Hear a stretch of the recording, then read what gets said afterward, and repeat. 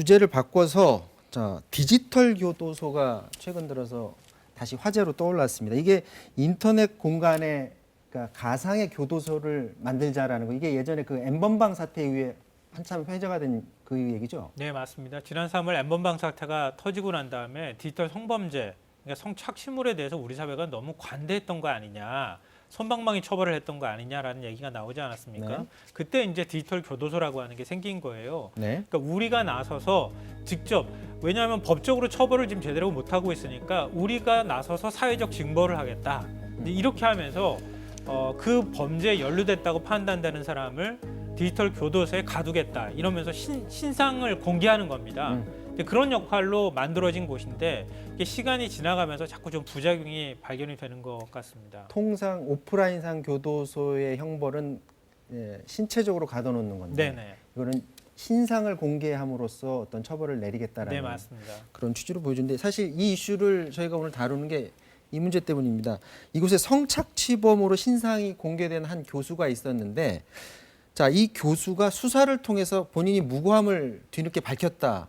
이 소식이 들어왔죠? 그렇죠. 그런데 무고함을 밝히기까지가 어마어마하게 어려웠다는 거고요. 사건의 전말은 이렇습니다. 지난 6월경에 이 교수가 전혀 모르는 사람한테 연락을 받았다는 겁니다. 네. 그러면서 디지털 교도소라는 곳에 나도 피해를 입었는데 당신도 거기에 이 잘못된 사람으로 올라가 있다. 이거 한번 확인해봐라라고 해서 실제로 그것에 들어가 봤더니 성착취물 영상을 구매하려 시도했던 사람이다. 그러니까 디지털 교도소 측에서 일종의 함정을 판 거죠. 그렇게 해서 이제 성착취물을 구하려는 사람하고 대화를 주고받은 것처럼 해서 그 사람들을 확보를 하는 건데 네. 그 사람 중에 한 사람이라면서 뭐 휴대전화, 뭐 사진, 직장 이런 것들을 전부 다 공개해놨던 겁니다. 네. 그러니까 이거 아니다라고 얘기를 해도 아니다, 이거 확실히 당신 맞다라고 하면서 오히려 디지털 교도소 측에서는 이 교수라는 사람이 주고받은 텔레그램 메시지를 공개를 했고요. 그 이후에 저런 문자 메시지들이 정말 하루에도 수백 통씩 모르는 사람들한테 왔다는 거죠.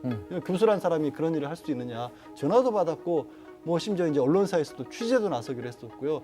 정말로 글자 그대로 이분이 또 정신의학을 하시는 분인데 본인이 그런 전공이 아니었으면 견뎌내기가 힘들었을 것이라고까지 말씀하실 정도였습니다. 무고함을 밝혔다라는 건 결국에는 무죄를 이제 수사를 통해서 밝혀냈다라는 거잖아요. 그러니까 누군지는 모르지만 자기를 모함했다는 혐의로 이 경찰에 고소를 했습니다. 명예훼손으로. 네. 그래서 경찰에 또 어떤 걸 했냐면 본인이 사용했던 휴대전화를 고스란히 제출한 거예요. 그래서 경찰이 휴대전화를 포렌식을 해보니까 일단 성착취물과 관련된 영상이건 대화건 아무것도 이 교수의 휴대전화에서 나온 게 없고요. 네. 그다음에 이 문자 메시지, 사람의 말버릇이라는 게 있지 않습니까? 문자를 쓸 때도 10만 건 가량의 경찰이 분석을 했는데도 불구하고 전혀, 그러니까 이 디지털 교도소라는 쪽에서 텔레그램 메시지를 주고받은 거라고 공개한 것과는 전혀 일치하지 않는다는 거고 여기에 추가적으로 교수가 또 얘기하고 있는 게 지금 화면에 나가고 있는데 저 캡처했다라고 디지털 교도소에 공개한 영상을 보니까 이게 모퉁이에 묘하게 겹쳐 있는 부분이 있지 않습니까? 뭐 만든 것처럼. 이건 합성한 거다라는 겁니다. 추가적으로는 이 교수가 사용하고 있는 이 휴대전화 이 종류에 따라서 같은 텔레그램이라고 할지라도 화면이 다릅니다. 근데 저기 캡처돼서 올라온 것은 자신이 사용하고 있는 이 휴대전화는 종류가 다른 것이다라는 겁니다. 그래서 경찰 측에서도 일단 이 교수의 어떻게 보면 성착취 역상 구매는 허위다라고 그렇게 인정하는 겁니다. 최종 수사 결과가 나올 때까지 교수가 겪었던 심적 고통이 굉장히 컸을 것 같은데 그 교수의 육성을 한번 직접 들어보도록 하겠습니다.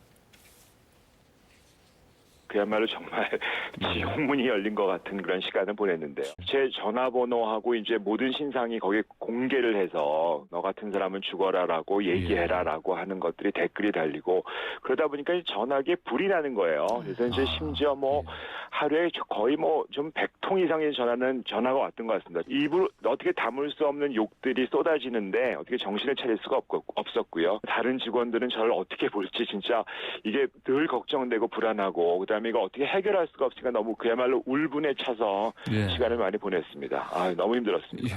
이게 당초 취지와 다르게 이제 디지털 교도소가 운영이 된 건데 네. 비슷한 피해를 당한 사람들도 여러 있다고요? 그러니까 지난 3일 대학생 A 씨가 집에서 숨진 채 발견이 됐거든요. 네. 유족에 따르면은 이 디지털 교도소에 신상이 공개되고 난 다음에 아주 극심한 스트레스에 시달렸다 이렇게 얘기를 하고 있습니다. 네. 이게 지인 능욕이라고 하는 이른바 이제 이런 방법이 있다고 하는데요. 지인의 사진을 음란물과 합성을 하는 거예요.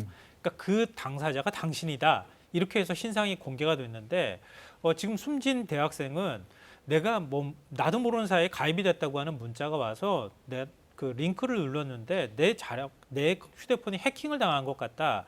이렇게 디지털 교도소 측에 설명을 했지만 그 운영자가 증거 갖고 와봐라 이러면서 그 요구를 받아들이지 않았다고 하는 겁니다. 그러니까 그 사망과 이번에 이제 이 디지털 교도소의 신상이 공개된 부분과 연관성이 있다. 이제 이런 얘기가 나오고 있죠.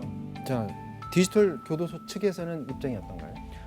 네, 디지털 교도소 그거는 측에서는 인정을 안 하는 거예요. 뭐냐면 지금 사망을 한 상황인데도 불구하고 여전히 그 사람이 잘못된 행동을 한 것만은 맞다. 네. 그래서 그거를 피해를 입은 여성으로부터 제보를 받았고 그 사람이 맞다라는 확인을 구했고 또 만약에 당신이 정말로 억울하다면 디지털 포렌식을 맞춰서 이 텔레그램에 본인이 어떤 식으로 가입을 했고 어떤 식으로 뭐 내용이 어떤 것이었고 이런 것들을 그러니까 무죄를 스스로 밝히라는 겁니다. 그러니까 수개월 동안 시간이 지나는 동안에 억울하다는 얘기만 하고 증거는 내지 않았다라고 하는데 그런데 신상 공개된 상태에서. 네, 신상 그러면 일단 잠정적으로 중단이라도 해놓고 그런 게 아니라 계속 신상 공개는 하고 있는 상황에서 억울하면 밝혀라라고 했는데 이거는 사실 이게 앞뒤가 많이 바뀐 상황이고요. 물론 디지털 교도소에서 그런 사례도 있긴 합니다.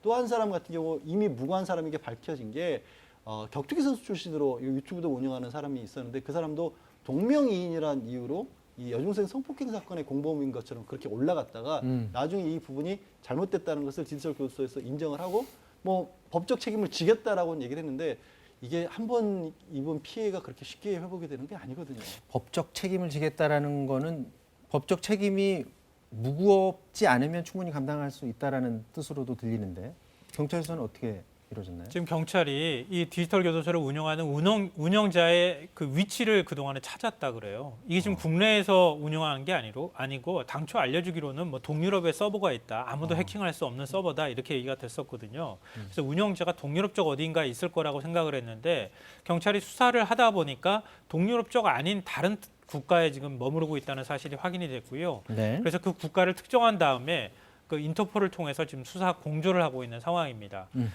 근데 지금 이제 디지털 교도소는 사이트 접속이 지금 불가능한 상태고 디지털 교도소 운영자의 SNS는 좀 계정이 삭제가 된 상태라고 합니다. 자, 마지막으로 이런 걸 방지할 방법이 혹시 뭐가 있을까요? 지금 사실 마땅히 규제하거나 방지할 방법이 없다는 게 가장 큰 문제인데요. 네. 지금 이제 제3국의 서버가 있는 상황이잖아요. 그러니까 방송통신심의위원회가 이걸 어떻게 규제하기가 쉽지가 않다고 하는 것이고요. 결국은 모니터링을 강화해서 이런 문제가 있을 때 글들을 신속하게 삭제하거나 아예 계정 자체를 삭제하거나 이런 방식을 취해야 되는데 현재까지는 그렇게 실효성 있게 제도적 장치가 가동이 되거나 움직이는 것 같아 보이지는 않습니다. 어찌됐든 방송통신위원회에서는 적극적으로 뭔가를 노력하겠다고 하는 얘기는 하고 있습니다. 네, 오늘은 여기까지 해야 될 것 같습니다. 자, 지금까지 김성환 평론가, 양지열 변호사였습니다. 말씀 고맙습니다. 네, 사사건건 마치겠습니다. 내일 다시 뵙겠습니다. 고맙습니다.